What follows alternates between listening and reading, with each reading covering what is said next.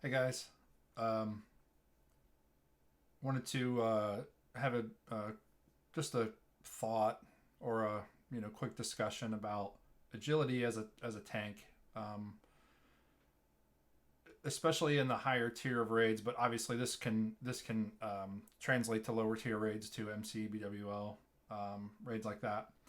And it's something that I thought about going when I was going through logs and looking at what other tanks wear in Nax against certain bosses compared to what I wear. As a Fury Prot tank, you're always trying to find the balance of staying alive and keeping threat. So you want to generate as much threat as possible, um, and not die. If you're alive and you're not generating threat, that's not good. That doesn't help the raid. And if you die because you had too much threat gear on, the healers couldn't keep you up. Well, if you can generate all the threat in the world but you're dead, that doesn't matter either. So you have to try to figure out what gear am I going to wear, and it depends on the boss too. Um, a raid like Molten Core, once you get there's a weird artifact going on at the top of my stream. I'm going to try to fix that. Once you get hang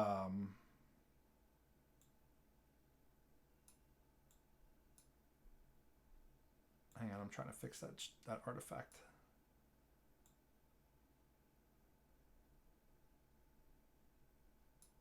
See if that does it. And it's still kind of there. Once you get, let's say you're in BWL gear or BWL and AQ40 gear, and you go back and do the 20 mans, you're vastly over gearing it. So you're not going to wear. You're probably going to wear more threat, and it depends on your DPS as well, right? Your DPS and healers. Um, I know tanks that tank Nax, and they have different sets depending on what healers are in the raid. So if they're fighting, um,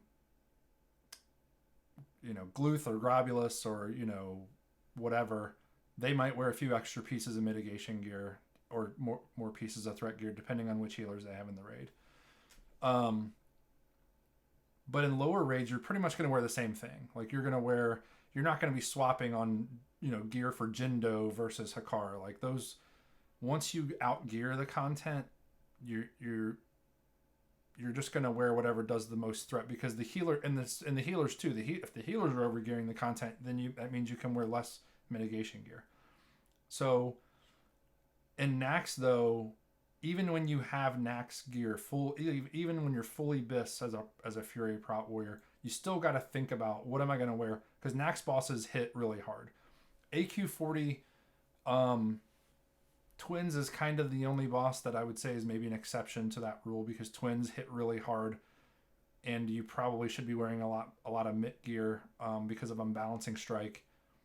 But AQ40 you can even kind of get away with it. BWL, I don't in BWL I basically wear my threat set the entire time. I don't put on.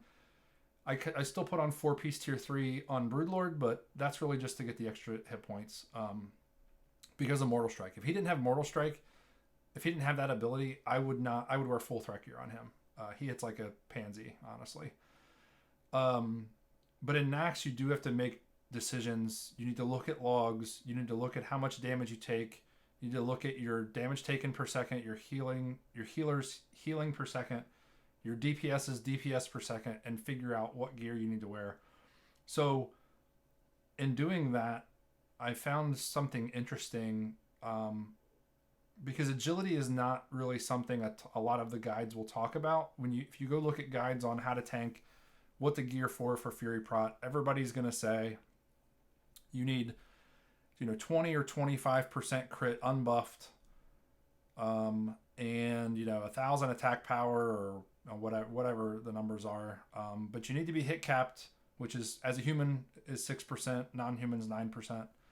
You need to have your weapon skill at least 305, so at least 5 weapon skill, preferably 308 to 308. It is right around where the glancing blow penalty starts to go away, to a point where you don't need to add more weapon skill. you don't see a lot of Bis end game Fury Prot warriors running around as a human with Hungering Cold and Maladath, which would be 315 weapon skill. Nobody gears for 315 weapon skill, because right around 308 weapon skill is where you start to lose kind of benefit from adding additional weapon skill. But none of the guides really talk about agility. They do talk about armor, and usually when you're talking about armor, you're talking about mitigation gear. You're talking about tanking Patchwork, or you're talking about tanking Lotheb or Sapphiron, the hard-hitting bosses of the game. Lotheb doesn't necessarily hit very hard, but you want to mitigate as much as possible due to his mechanic that restricts healing. If it wasn't for that, Lotheb would be a pushover.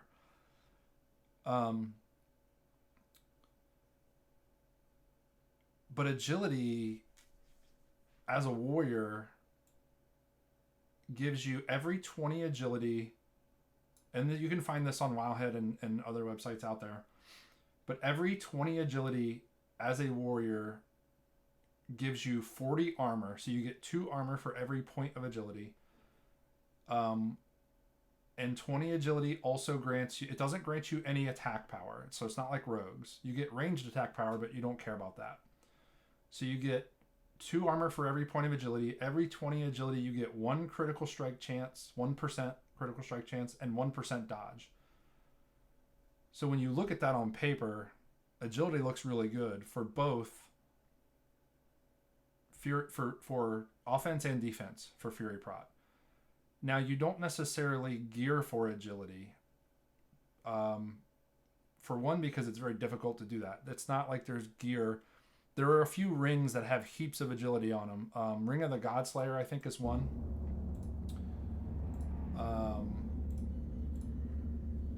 It's not Nax Remus. It's Encourage, Cthulhu. So Ring of the Godslayer is a ring that you'll see. You'll see tanks. And this is if you're looking at logs, you're looking at other tanks, or even if you're just inspecting, your high-end tanks on your server.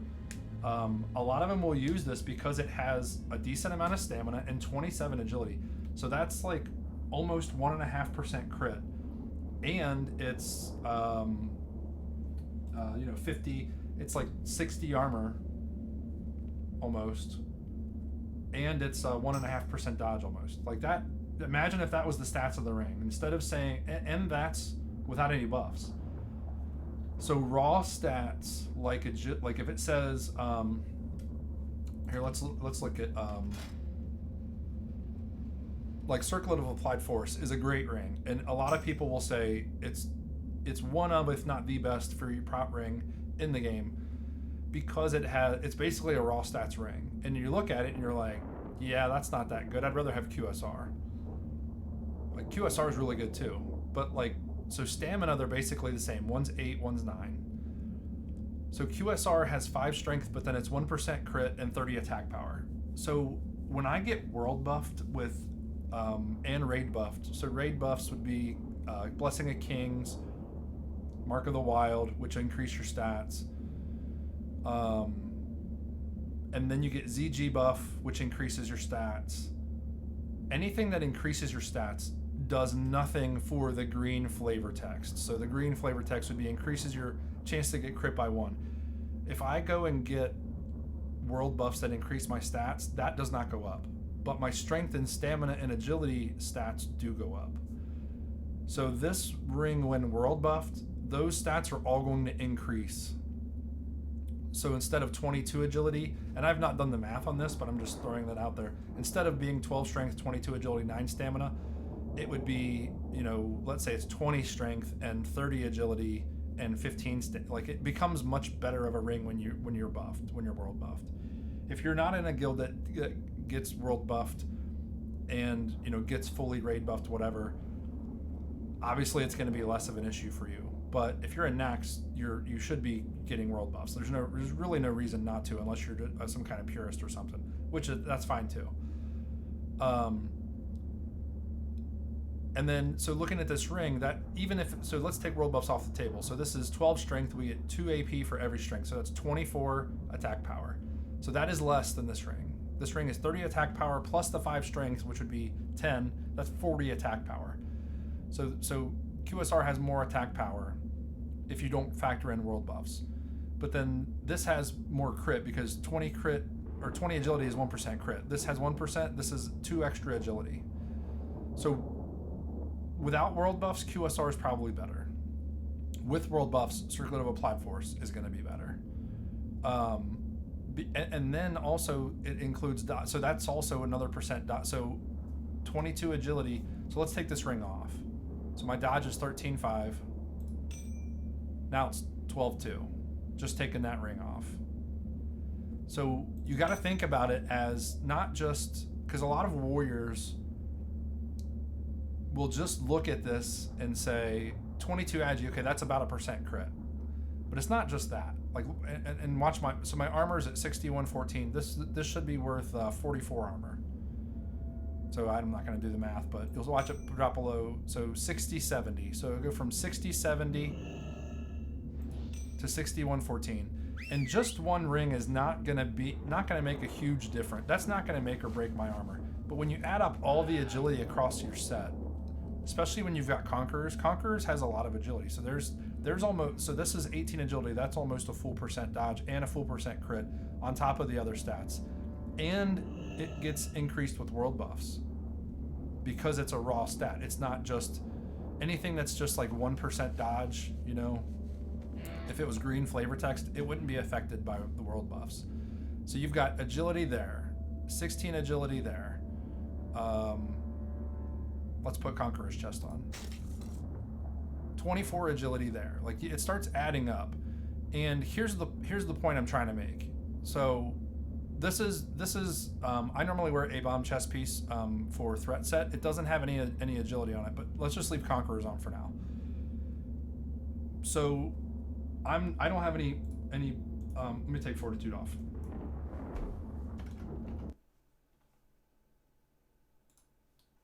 Okay, I'm gonna slide this. I'm gonna adjust this so you guys can see what I'm looking at.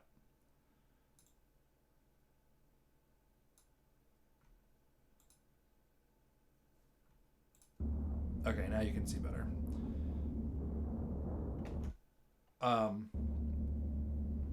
So you couldn't see before. I'm playing on an ultra wide monitor. That's why I gotta adjust my stream. So the agility on these Conqueror's pieces is what I was talking about, and then Applied Force and Quick Strike Ring. So my armor, this is basically my threat set.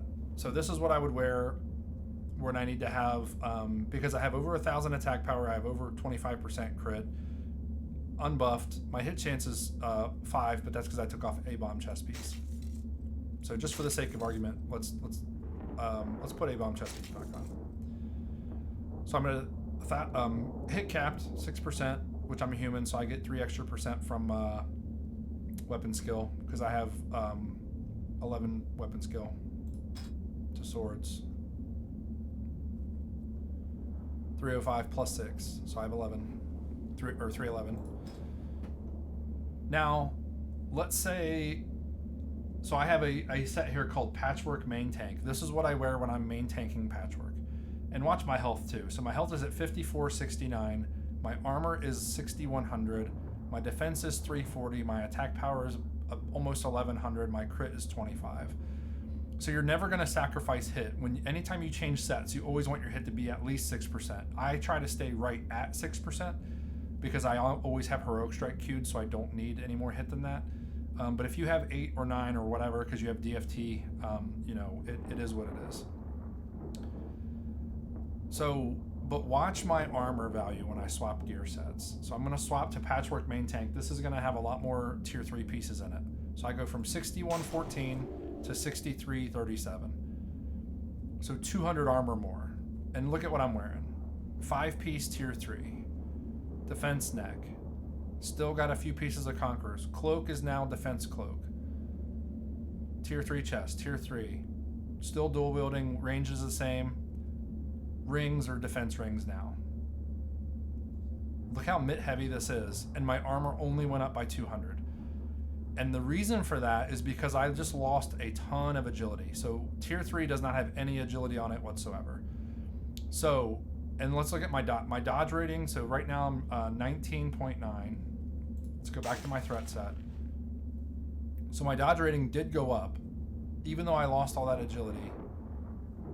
And the reason why is because a lot of tier 3 that I'm wearing has full dodge percentages on it. So that's 1% dodge. That's 1% dodge. Plus I have 1% dodge enchant. This is 1% dodge. Is that it? All boots 1% dodge. Ring 1% dodge. Ring 1%. So I'm adding up a lot of dodge. So I did add dodge rating, but because I lost that agility, my armor, so the armor, for one, the armor difference between 2.5 and tier 3 is not as big as you think. 739 armor versus 800. 1027 versus 985. 407, 431. These are very close. I got tier 1 gloves on, 461, 488. So Flame Guard actually has more armor than tier 1. I'm not putting tier 3 on because of shield block. I don't want shield block. Nobody wants that. Mentor, still using Mentor. The boots. So Fallen Hero boots, 580. This is probably the biggest difference. Almost 100 armor difference. But Fallen Hero also has Agi on it. So if you double that, that's almost 30 more armor. That puts it at, what, 610? So it's a much less of a difference. And then I lost the Agi from my... I didn't have any Agi on QSR, but I did have Agi on Applied Force. So I lose the armor from that. Because these rings don't have armor, but they do add defense rating.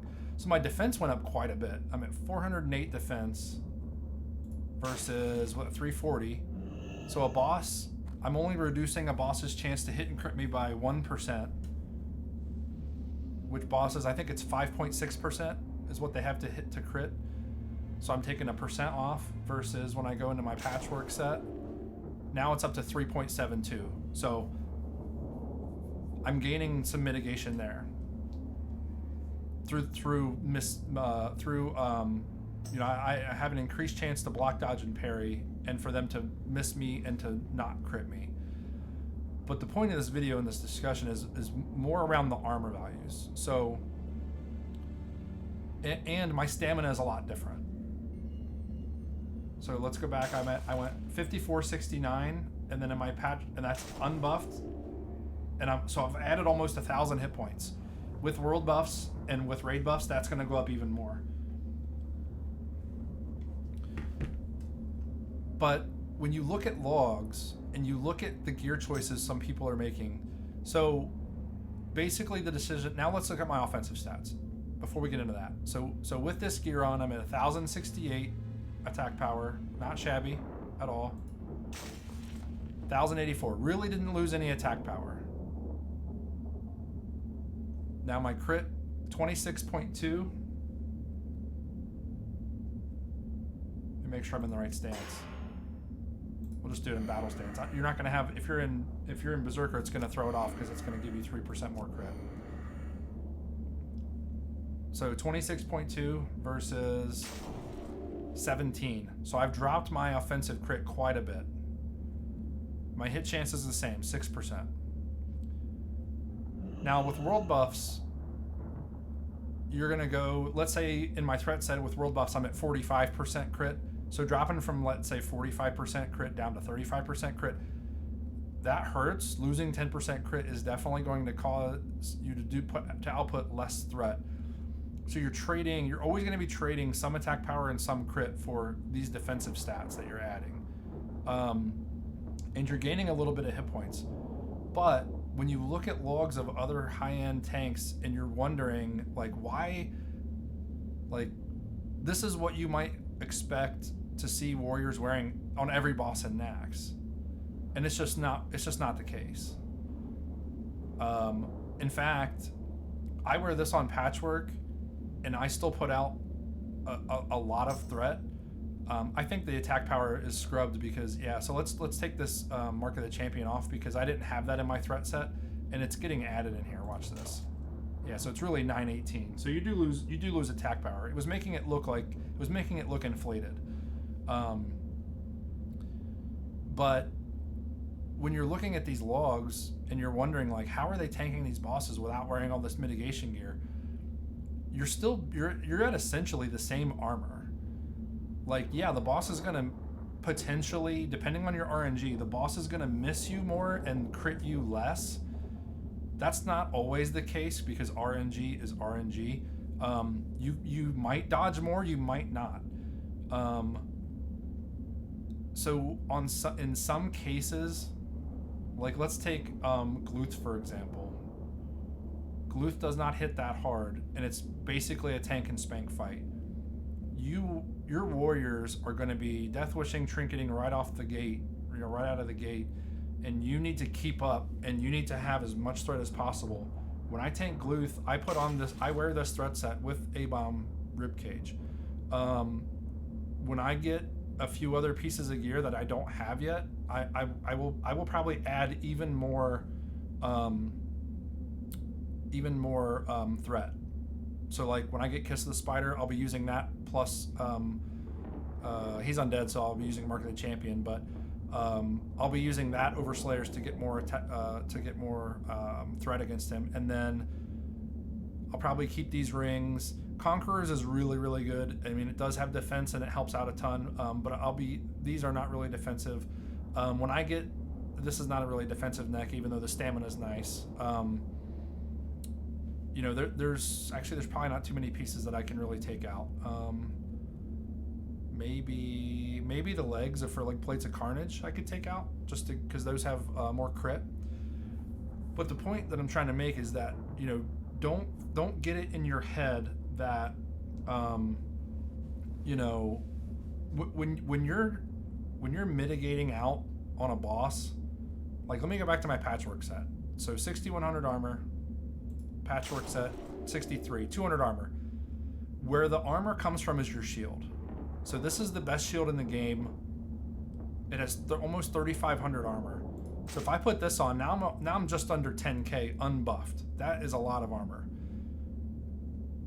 Now, so 98, 92. Go back to my threat set, put the shield on, 96, 69. So the shield, the overall set that you're wearing, now let's put full mid on. Let's do full mid. So back to threat, 61, 14. So now here's my full mitigation set. This is not a complete set, meaning, so this is, I don't really wear this on any boss. I think I wear this on Lotheb and that's it. Because I start off dual wielding on him, and then Lotheb has a mechanic where when the DPS takes spores, they don't put out threat anymore. So you only really need to keep threat for the first like 20 or 30 seconds of the fight, and the rest of it you can just put on a shield and not cast any abilities. So my armor really did not go up that much, and I'm in full tier 3 except for my waist because I need to hit. So I don't even have it on me because that belt sucks. I don't like that belt. But 53, where's the belt at? So 554 armor, and Mentor is 536. They're essentially the same. Mentor might even be more because of the Agi. And then this has defense rating on it, which is okay, but blocking attacks and block value for shield, nobody really cares about that in Nax. I mean, if you do, you shouldn't. So point being, and I've got mitt rings on. This has armor, stamina, hit. This has a lot of defense. The only reason I'm wearing this is for the defense, and because on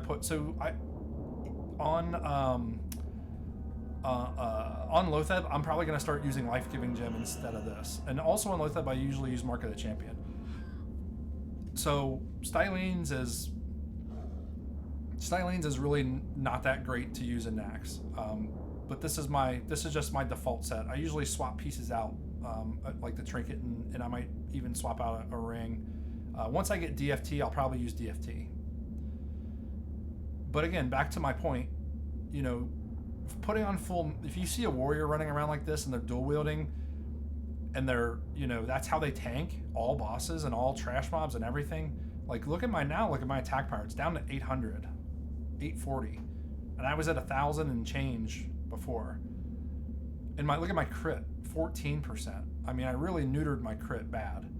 So my threat output, even dual wielding in this set, is going to be not great. And my armor value is essentially the same.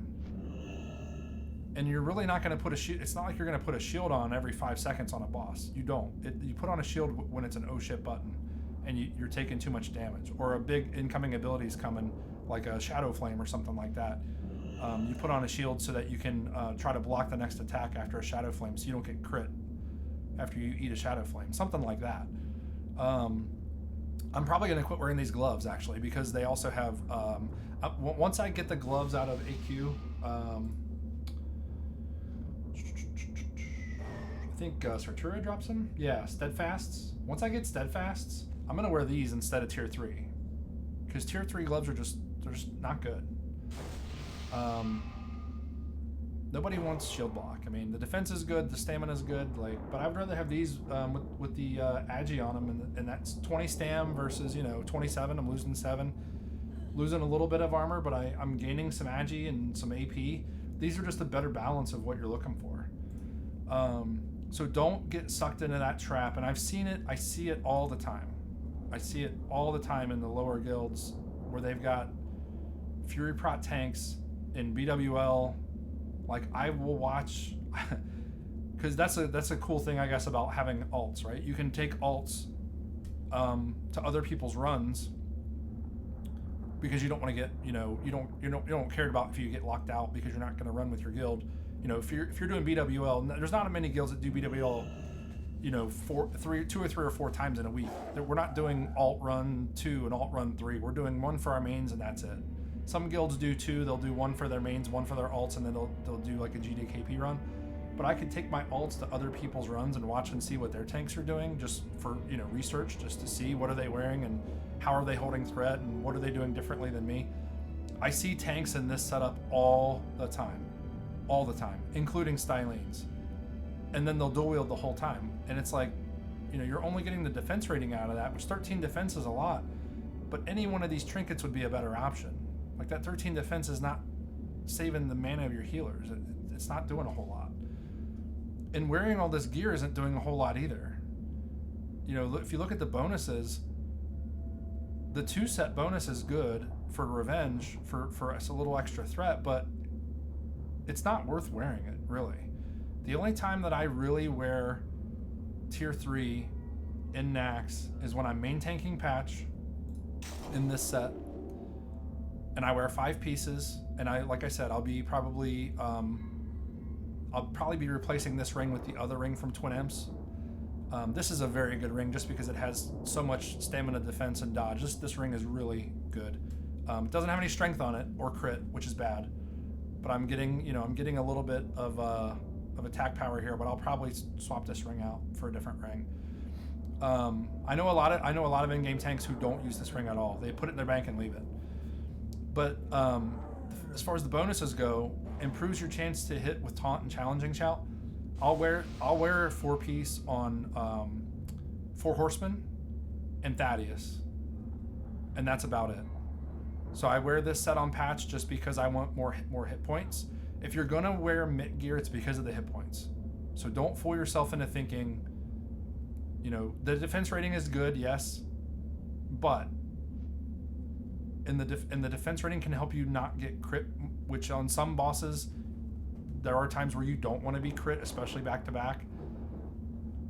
But you're not wearing mitigation gear because it suddenly makes you, that hit you took, that was 3k, now you're wearing mitigation gear, quote unquote, and now it's going to be 2k. It's not. You're going to go from 3k to like 2950. The armor difference is really not that much of a difference. So don't, and again, I'm not saying to gear for agility. It's not even really possible to gear for agility. But even like things like on your gloves, 15 agi on your gloves, agi on your boots, which right now I have stamina and then I have run speed. I might replace my run speed with agility because even though I think it's only 7 or 9 agility, like that's still a lot for a warrior. 9 agility is basically 0.5% crit plus the dodge that you get out of it, so it'd be like another 0.5% dodge plus the armor, which would only be like what 18 armor, but still, you know, again, it increases with the world buffs. But you know, these tanks that are running around in all this mitigation gear, like, yeah, they've got a lot of hit points, but you don't always need that many hit points. You know, if you're fighting Patch and you're the main tank and you're getting hit for 2 or 3k every second, that's usually pretty healable damage. When you're soaking Patch, so I do have a Patchwork soaker set here. Now look at my armor, and again, don't forget, I've got 3,500 from my shield. But even if I take my shield off, so I'm just under 7k, almost at 7k. This is very tier 3 heavy as well. But look at my defense is only 405. If there was, and again, I'm probably going to replace these gloves and put on different gloves when I get them. When I get the belt from AQ40, I'll probably put the belt on. Just because you want a lot of, when you're soaking Patchwork, you get hit with Hatefuls. Hatefuls can't crit or crush.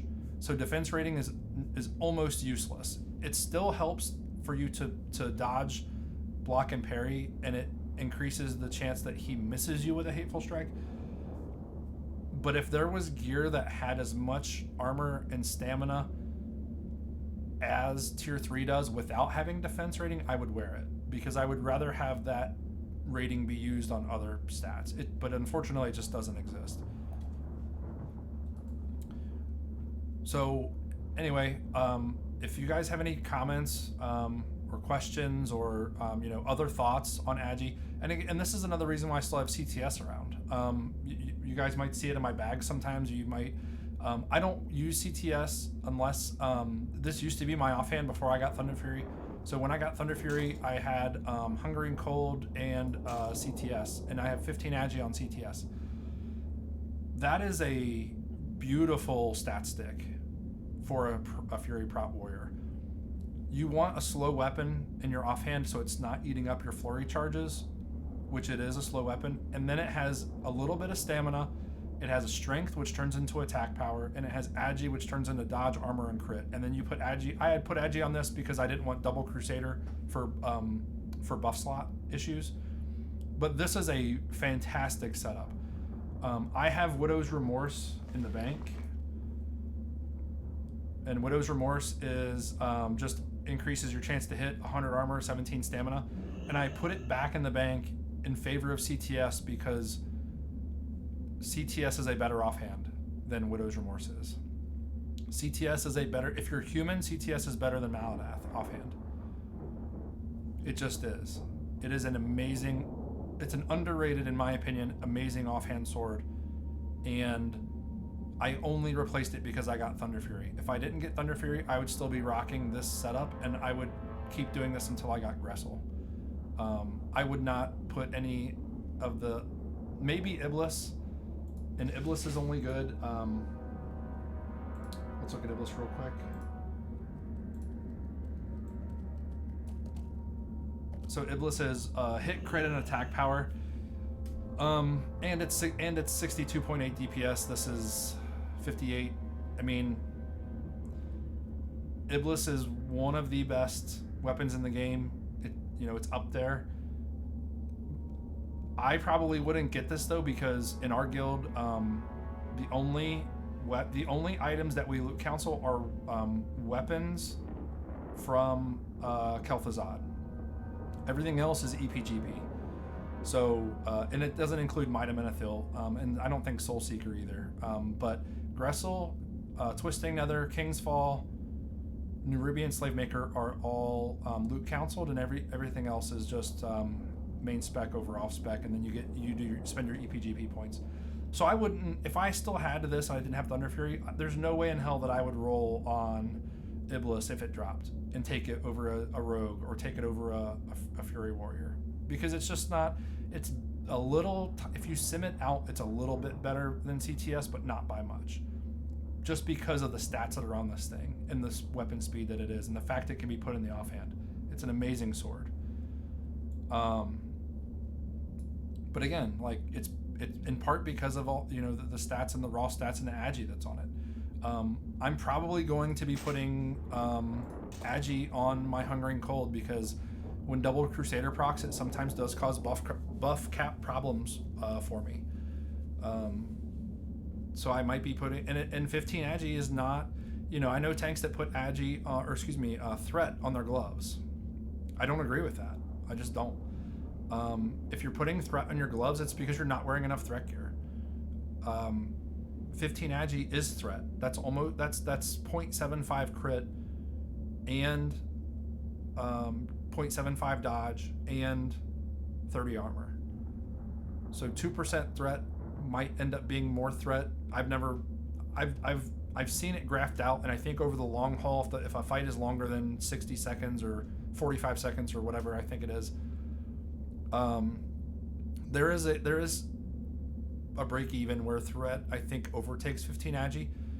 But I put 15 agi on all my gloves. It's just better.